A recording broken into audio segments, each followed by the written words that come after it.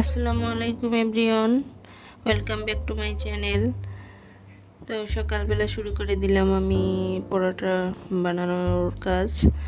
তো আজকে আমি পরোটা ভেজে নিব, আর হচ্ছে গিয়ে সাথে ডিম ভাজা আর দুধ চা করে নিব। তো সকালে এটাই আমার সকালের নাস্তা। তো নাস্তা খাওয়ার পর আমি একটা পাঙ্গাস মাছ কেটে নিব, নদীর পাঙ্গাস মাছ। তো এই তো মাছটি এখনো বেঁচে আছে, নাড়াচাড়া করছে। তো একদম তরতাজা নদীর পাঙ্গাস মাছ। তো এখন আমি মাছটা ভালোভাবে কেটে নিব। মাছ আসলে সবসময় বাইরে থেকে কেটে আনে, তো আজকে আর কাটা হয়নি।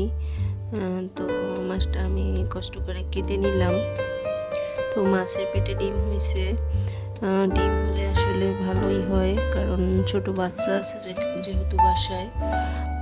তো ওরা আবার মাছের ডিম খেতে পছন্দ করে, আর খাওয়াইতেও কোনো ঝামেলা হয় না। তারপরে আমি মাছগুলো ফ্রেশ করে এখন আমি ভাগ করে নিলাম ফ্রিজের জন্য, আর হচ্ছে গিয়ে আজকে রান্না করার জন্য। তো আজকে যেগুলো রান্না করব সেগুলো আমি হলুদ মরিচ আর নুন দিয়ে মেখে নিলাম।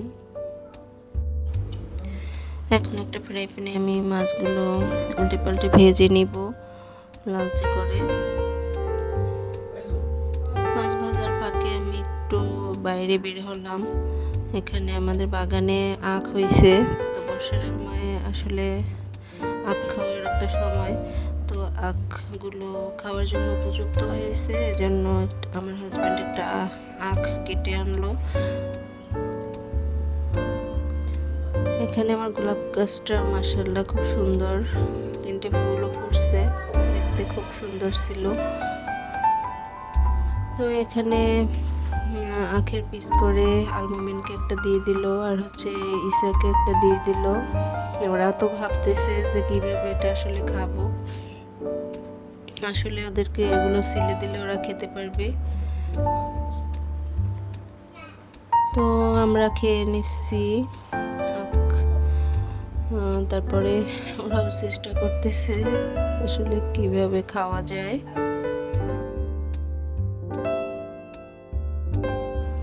তো দুই ভাই চেষ্টা করতেছে আখগুলো কিভাবে আসলে খাওয়া যায়। তারপর খাওয়া শেষে আমি এখন রান্নাটা বসিয়ে দিব। তো একটা কড়াইতে আমি পরিমাণ মতো তেল, পেঁয়াজ কুচি দিয়ে দিলাম, হালকা করে ভেজে নিয়ে আমি এখানে পেঁয়াজ রসুন বাটা, নুন, হলুদের গুঁড়া, মরিচের গুঁড়া আর জিরের গুঁড়া দিয়ে ভালোভাবে আমি কষিয়ে নিব। মশলাটা ভালোভাবে ভেজে নেড়েচেড়ে তারপরে আমি একটু মৌ দিয়ে দিব। তো 3-4 বার আমি মশলাটা কষিয়ে নিব।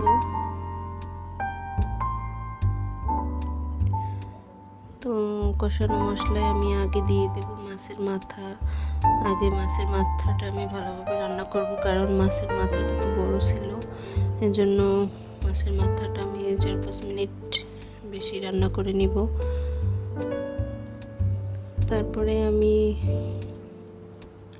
মাছগুলো দিয়ে কিছুক্ষণ রান্না করে আবার ডিম দিয়ে দিব।